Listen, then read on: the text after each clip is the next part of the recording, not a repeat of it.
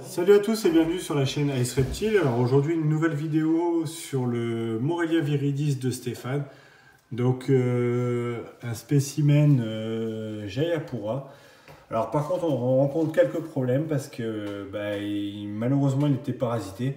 Alors je vais pas vous dire le nom de l'établissement dans lequel Stéphane l'a acheté, mais ça peut arriver que ces serpents soient parasités. Voilà. On l'a nettoyé, on lui a fait des bains d'eau chaude, mais par contre, effectivement, il a toujours une mauvaise mue. Donc on lui a enlevé le plus gros, donc on l'a manipulé avec une contention légère, mais bon, pour ces serpents-là, c'est obligatoire, parce qu'ils ont quand même une réactivité qui est très importante. Alors c'est un très beau spécimen, je vais essayer vous... Voilà, vous voyez. Donc le Jayapura, sa particularité, c'est le bleu. Donc il a des pigments jaunes au niveau des flancs et il a vraiment une dorsale avec du bleu qui ressort, mais magnifique. Alors là, effectivement, avec sa mue, bon, il n'a pas tout le temps fait des mauvaises mues, mais là, en l'occurrence, il en a fait une mauvaise. Donc on a pris la décision de lui faire des bains d'eau chaude et on lui a enlevé, je pense, les 3/4 de sa mue. Donc maintenant, c'est à lui de faire le reste. Mais vraiment un spécimen qui est très intriguant, avec un comportement assez docile. Je pense pour un serpent qui se fait manipuler, il y a beaucoup de serpents qui réagiraient autrement. Alors donc pour ce qui concerne son terrarium, donc c'est un terrarium donc, de type Exoterra. Alors peut-être même j'ai des bêtises, c'est Terra Atlantis, voilà. Donc c'est un terrarium, je passe une petite dédicace donc, pour Patrick de la chaîne L'Œil du Celte. Alors je vous invite à aller faire un tour sur sa chaîne parce qu'il y a vraiment du contenu très intéressant et une bonne expérience et une bonne maîtrise de ces spécimens.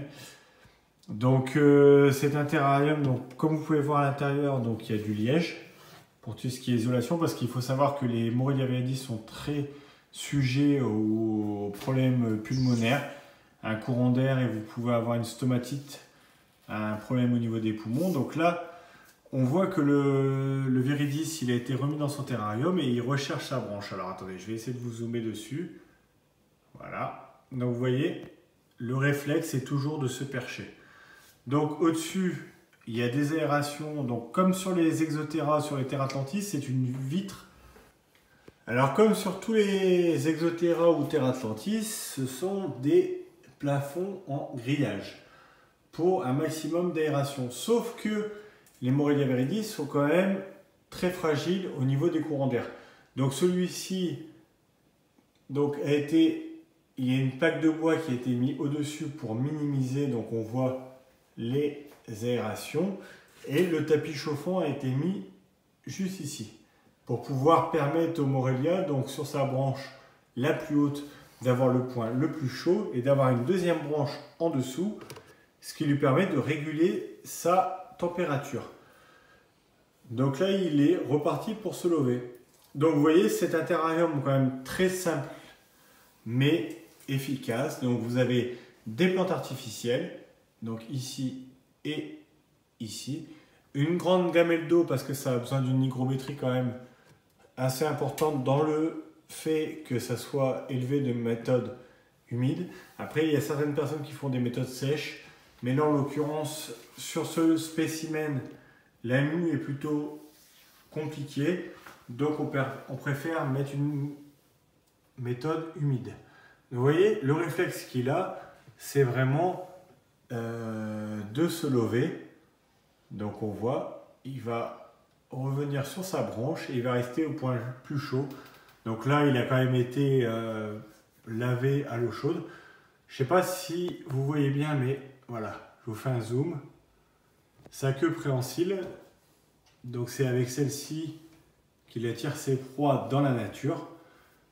Donc pour tout ce qui est personnes qui souhaiteraient acquérir ce spécimen, voilà, moi je suis un peu comme Stéphane, détracteur des gens qui disent que le Morelia viridis peut être un spécimen acquéri en premier reptile. Moi je suis pas d'accord, c'est quand même un serpent qui demande quelques notions, qui demande une certaine maîtrise, parce que c'est un serpent qui est mordeur, qui peut avoir des réactions assez rapides. Et c'est pas un serpent méchant, comme le dit Nicolas Hussard de chez Reptiline dans ses vidéos. Le serpent mord parce qu'il se sent en danger ou une mauvaise manipulation de notre part. Maintenant, je pense que le Morelia viridis, que ça soit en termes de chaleur, d'hygrométrie et de maintenance, c'est quand même pour des personnes qui ont un certain niveau, au niveau de la terrariophilie. C'est beaucoup plus réactif et beaucoup plus compliqué qu'un python, qu'un élaphe, donc un panthérophis. Voilà. Après, je dis pas que les gens ne peuvent pas l'acheter en premier reptile, mais il faut quand même avoir un certain recul sur cette espèce. En tout cas, j'espère que cette vidéo vous aura fait plaisir. Voilà, nous on a passé un très bon moment avec le Morelia viridis de Stéphane. Donc je rappelle de mutation Jayapura. Donc la particularité de celui-ci, c'est la dorsale bleue avec les flancs un peu jaunes et bleutés. Mais là on était sur une vidéo voilà, sans filtre. Parce que voilà, il y a du bon moment avec les reptiles et d'autres qui sont plus compliqués. Donc celui-ci a rencontré un problème de mue. On lui a fait prendre un bain, on lui a enlevé une grande partie de sa mue qui restait. Et puis je pense que ça va se réguler petit à petit.